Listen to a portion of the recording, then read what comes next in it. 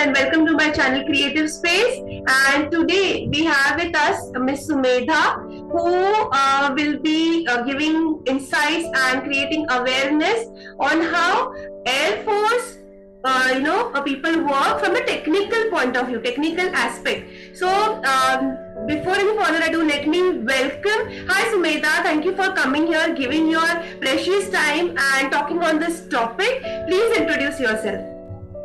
Thank you so much, Neha, for having me over. It's been a pleasure. And I am Squadron Leader Sumedha. So I served the Indian Air Force from 2009 to 2019 because I was a short service commission. So I come from a very small town in Punjab that's called Barnala. And I discovered it later that I was the first officer from Barnala. And because once I joined the training and came back, the news was all over the place. I did not realize that. And also, I'm the first one in my family as well. There's nobody in the defense services. So I will just like to take you back to, how it happened for me that I landed in the Air Force. I was doing my engineering, and in the third year, I was part of the placement cell, the placement committee that we had. And that is the time I realized, or we all got to know that there is a university entry scheme, which is only for the army, where the male candidates are taken in the third year of their engineering. So, and that was only for the male candidates. And honestly, even from a small place, I never faced anything in my family or in school or in college, any discrimination that I'm a female, that or I was at lack of opportunities since then. And that was something really kind of intrigued me, that why till now, whatever other companies are coming, there's no such distinction. Why the defense services have that, and this scheme is only for men.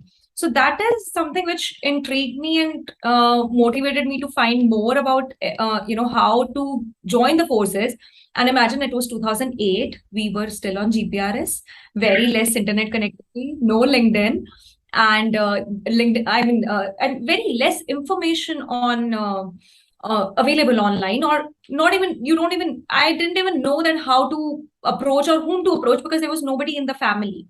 Yeah. So that is how I started finding out, and I learned that what are the options that I can go to Army or Navy or Air Force. And I wanted to give it my shot, that let's see if I can make it. And eventually it started with the written exam, then followed by the service selection board interview, the medical, the all India merit list. And by God's grace, within the first attempt, I was in the Air Force. I even gave the CDS exam. So by the time I was already in the Air Force Academy, I got a call letter for Army SSB also, but I was already in the Air Force. So that's about me, that how I joined Air Force. And I was because I'm an engineer, so I joined the technical branch. And after the basic training in the Air Force, I was inducted in the I was specialized training was on the ground communications. And then I was posted to all the fighter flying bases, wherein I was responsible for providing the communications to the ground communications for the fighting bases, as well as anybody who's coming from outside, all that detachments. So that's in the gist. I know it doesn't fall very, it's very different from what we do in corporate life. Now, it's been 3 years that I joined UBS. It's 3 years plus. So I have considerably seen both the sides, and, so yeah, very nice. That's all of now. Yeah, very nice, very motivating. So you completed your IT engineering? Yes, I'm a bachelor's in technology in engineering. Okay, so to all the viewers, this information is now available to you. So Medha, we didn't have as much information, hence this blog is being made to create awareness for anybody who is into engineering or from the technical background. Please, you have this opportunity to get into our forces, serve our country. So thank you, Sumedha, once again for this nice introduction. And my next question now would be, what is the motto of Air Force, if you can share? Yeah. So it's Napsparsham Deeptam. That's touch the sky with glory, which is taken from. It is one of the verses told by Lord Krishna to Arjun during Mahabharata. So it's even mentioned in Gita. So that's the motto of the Air Force. Oh, okay, okay. Nice to know that. Okay, and now following this question would be for joining Air Force, which course should one opt for? You did it after engineering, but can people do it after 12th or after 10th, or how is it? So there are different entries in the Air Force, right? It's a huge topic in itself. So there are people who can join at officer rank, that's get class A officers. There are people who join at PBORs, which is personal below officer rank, which is class B. You know what we can compare it to the uh, government classes that we have in India. So for all these, there are different entries and different branches where you serve in the Air Force. So like for the officer cadre, there are people will be in flying, people will be in ground duties, which can be technical or accounts, or it can be medical services or even logistic services. So for all branches, there is a different minimum criteria that you should follow. So if you ask me after 12th, most of the most of the branches that you want to go into forces, even as in officers cadre, then you have to have science in 12th. Physics and maths is compulsory for most of them. And because sometimes we if you are not from science background and you realize it during your graduation, then you might be eligible for very limited options within Air Force as well, right? So even for going for flying branch, it's not as much as what graduation you have done, but yes, physics and maths is compulsory for 12th standard. And similar criteria is there for the PBOR ranks as well.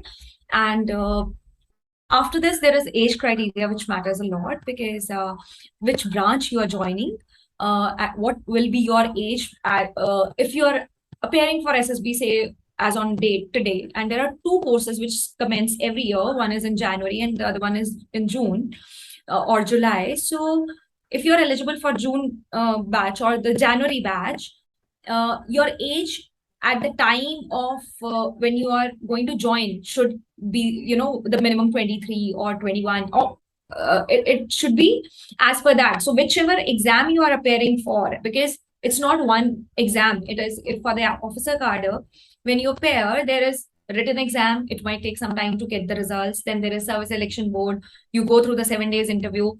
Whether you're selected or not, you do get to know by the end of the service selection board interview. But then there is a medical which happens. The whole body checkup and the minimum requirement that each branch has. And after that, there is an all India merit list also. So it's a huge process of few months, not just one interview or one test and then an interview. So it takes a lot of time. So those are the criteria. And if you are already clear that you want to be eligible for which particular branches for the Air Force, if you want to join even after 12th or after graduation, you need to start thinking, very early on during your school days. Probably I learned it during engineering, but I was lucky enough because I already was from science background. So if some, then you might, if the information is there, you can prepare much better, I would say. And even in the officer cadre, people can go after 12th because NDA is an option, National Defense Academy. Last year only we started inducting women also. It's the first batch going on. Till date, it was available only for the male candidates. So I'm sure, we are progressing as a country and even in our defense services as well. So that is another option which people can opt for. Okay, okay. Thank you for this information. I'm sure it will help a lot of people, to take this up as a career opportunity. Now, you used few terms like, this exam, that exam, SSBA, all these short forms. So if you can briefly share few full forms of this, like, SSB kya hai, what is FTS, etc. So SSB is, of course, it's a service selection board. It is a fast track selection, which comes sometimes, and it is not continuously there. It comes after a few years, when they want to limit the like when I came to Air Force, this was through fast track selection. So Oh. what happens is they have few rounds of written aptitude and a group discussion or anything. By the end of first day or the second day, at the max the second day, you get to know whether you're going for the service selection board interview or not. Wherein, as compared to CDS or the AFCAT, that's Air Force Common Admission Test, or the combined defense services exam, which was under UPSC. So if you're going by that, you give the exam on a particular date, and then it takes at least a month or plus to get the results, whether you've cleared that written exam, or you called for the service selection board or not. But the FTS has that leeway wherein you can go immediately. The same day you get to know whether you are eligible for fast tracks for SSB or not. So yeah. Oh, So okay. the terms, which are there for the selection process of defense services, it's as good as jargons of any industry. True. So, yeah. So Okay. which we can find out on Google as well. Okay. Because few I wanted to know, which is very specific to forces. So that for people to understand. Okay. Now my next question would be Agniveer scheme. I think is going to get launched or start from November. So what do you think would be an impact of Agniveer scheme on Air Force? Personal opinion, completely personal opinion. Going by what happened in the media and how people reacted, I feel we all resist change, right? And sometimes things are misunderstood. That's my view of it. I had a discussion. We were looking at the news, and also we had discussions in our office, in any space where people know that you are a defense person and they want to know your opinion about it. So I feel it's very progressive, honestly. Reason being, see, what I could gauge from the news, or that people were looking at, that why, there is a change, why only 4 years? They are looking at very small term vision. They're not looking at the long term goal. Even when you're working in corporate, it's if nothing can compensate on if you're working good or not, right? If you're performing, you will keep getting promotions, or you'll keep getting opportunities likewise. And if you're not performing, you might even end up losing your job, right? So defense, getting in is difficult, getting out is even more difficult. Though there are different, everything is written down, that how many, if there is any disciplinary action against anyone, so people do get out of the forces also if they don't comply to those rules and regulations. However, with Agniveer, I feel it's just that they are promoting competency over anything. It's initial 4 years, but after 4 years, it's the 25% people still have the chance to get into that, longer term duration for the 20 years or so. And if people are going on only on that, we don't have pension benefits. So even the short service commission officers don't have pension benefits, right? And so it's people are comparing very different things. They are trying to compare that what they had. I mean, if you're competent enough, see, it's about any corporate. If you take, if I'm in UPS and they have 4 positions to be filled, they will not fill 8 positions for that, right? Or they will want to have those 4 only be filled by the competent people who are really required for that job.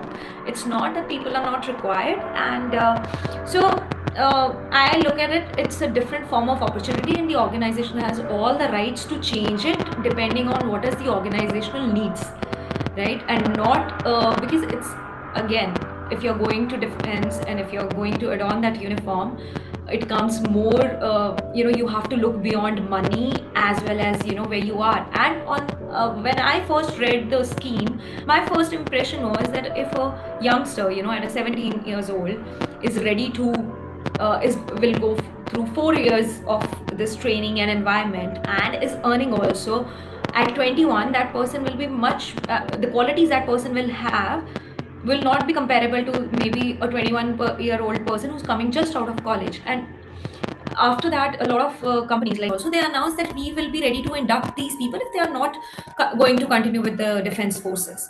right? And it's just one of the options to join forces. It's not, and people, I think they just want everything, in their hands, and they are not, as humans, we resist change, but the results, and I'm not saying that this is a perfect scheme. Hmm. We will get to know every time there is a change, there is time that you see through it, and then you keep making changes accordingly.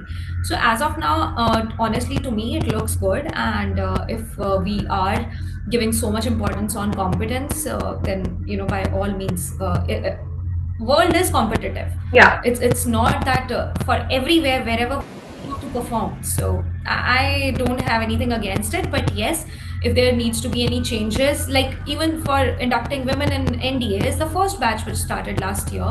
So whatever will be the feedback loop has to be there, and the further changes will come in place.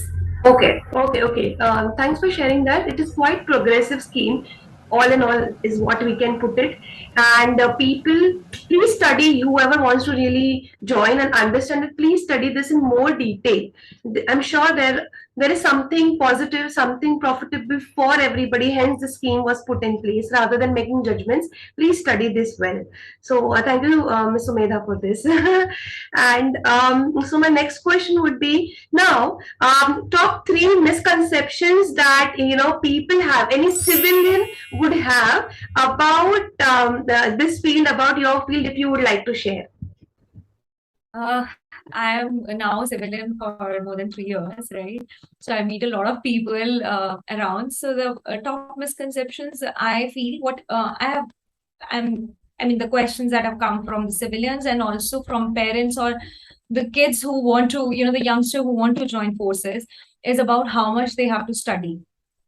So sometimes, because NDA is projected as, okay, this is a job, okay, and after 12th you give the exam, you clear it, you are in the army or air force or navy, and you're good to go, and you start earning. Of course you start earning, but then the study doesn't stop there. Mm. For all ranks, when we are going through the progression of our respective careers within the forces, there are some exams, there are some courses which you need to do, and you need to complete before picking up the next rank. And also you are selected depending on your career graph and your competences. You are also selected for some certain courses, so that, and like any other organization, this is also changing continuously. We induct new aircrafts, we induct new radars or any technologies, so you have to be updated. The people Yeah. are same, are going through that, so they need to keep updating themselves all the time. So that's one of the things which I feel, you know is one of the misconceptions. Second, like within Air Force, the ranks are like, we have the most rank for an officer is flying officer now. So the rank is flying officer. So people think that you are in a flying or you are in operations, right? Honestly, there are very few people in operations, but it takes a lot to make that even one sortie fly. There is a lot of people from technology, from operations, the officers, from the PPORs who are working to get that aircraft ready and in a flying condition. So there is the pilot who's flying, of course, that's their competence, but then or their job. But there are a lot of people who are working on background. So people do not understand the ranks. Even if I say I'm squadron leader Sumedha, so they don't they can't say, okay, what were you doing, whether you were in the ground duties or technology. They're not able to differentiate between the different roles and responsibilities we have in the defense service. That will be one of the questions about the ranks because of this. Yeah. Yeah, so and another thing I feel, which is a little funny one, because the defense service people are entitled to the canteen services, the CST services. So people think everything is kind of free. It's just subsidized. It's not free, and especially we get a lot of questions on the booze that, oh, you get free booze. No, it's not free booze.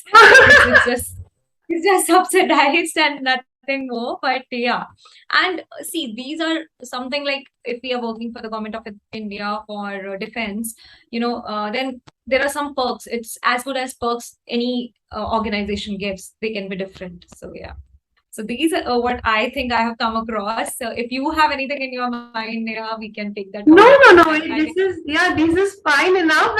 And you are serving the nation. You should get free.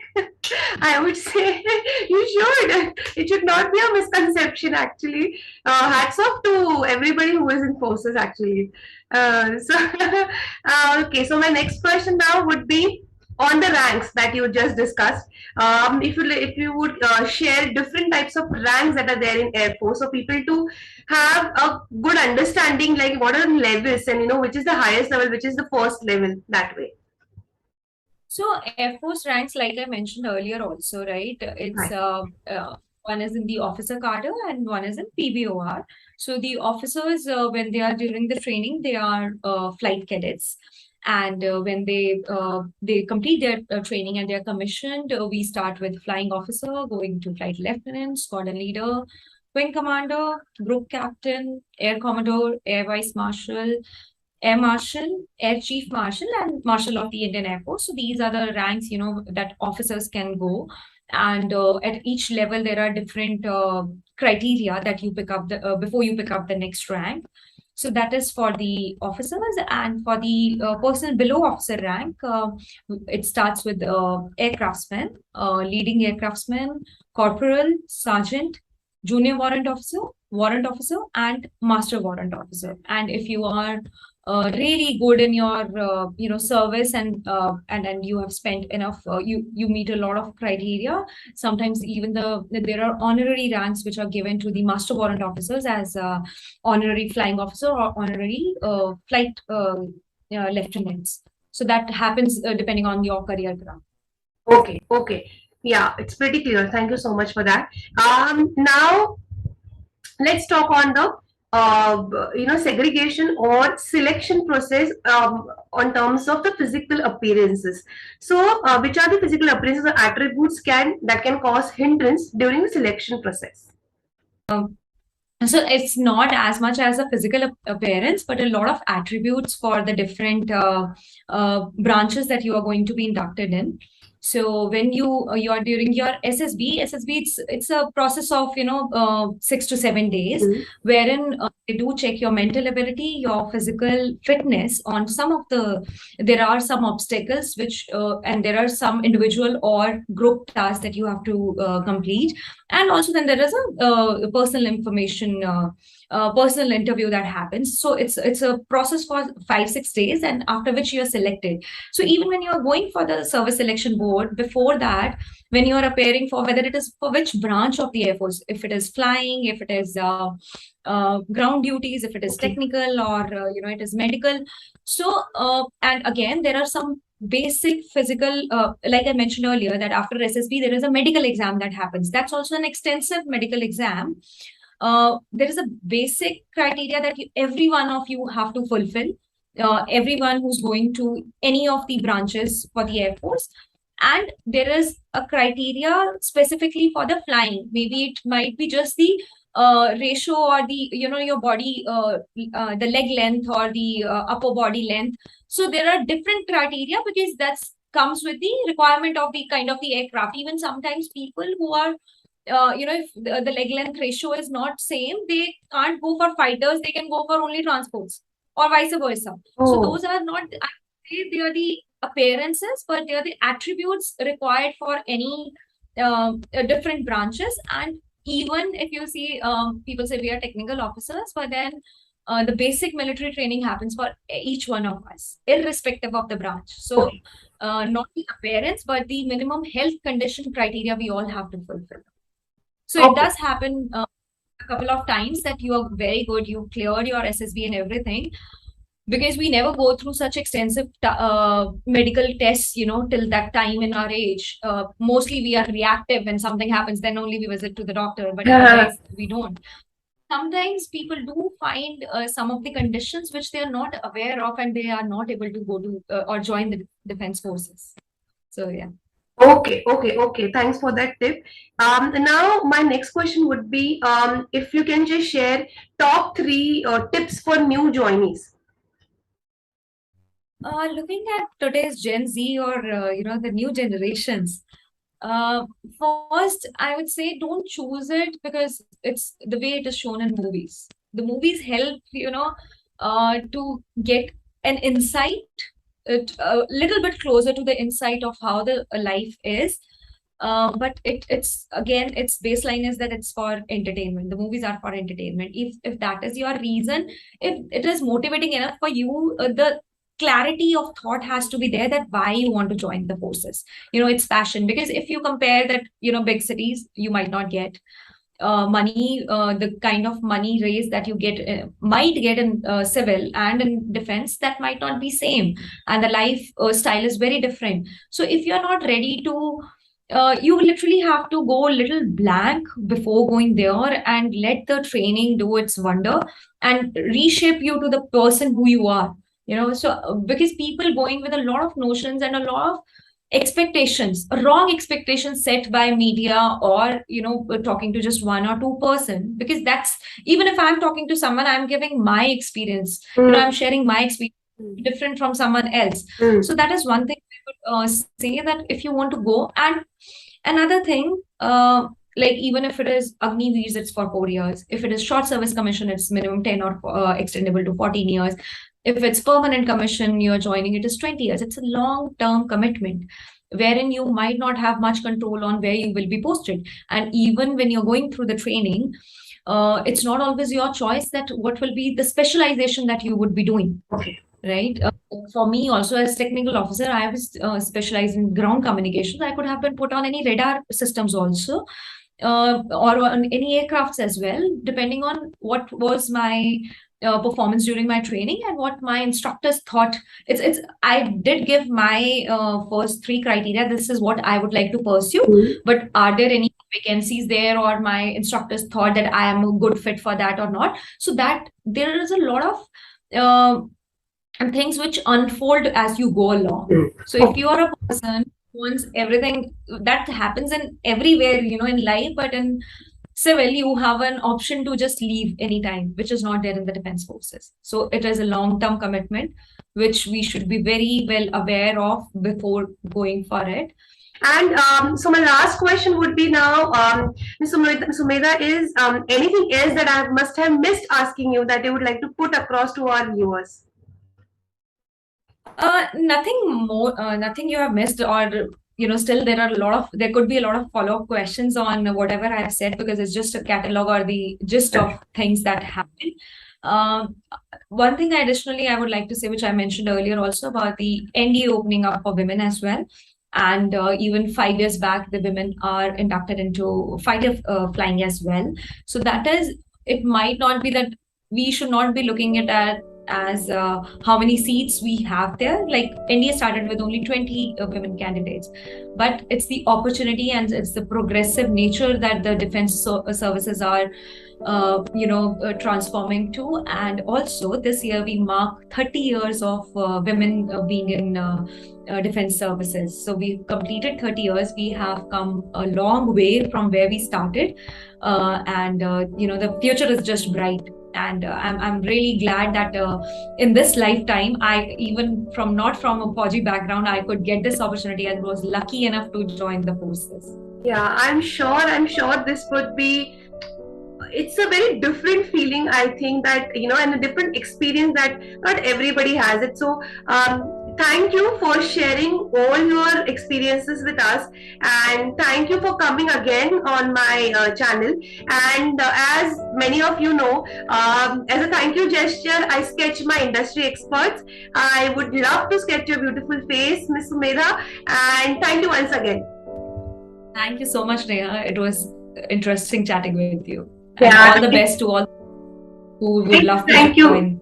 Thank you so much, and like, share and subscribe. Subscribe करना बनता है, अभी तो बनता है, guys. Subscribe. Thank you. Yeah.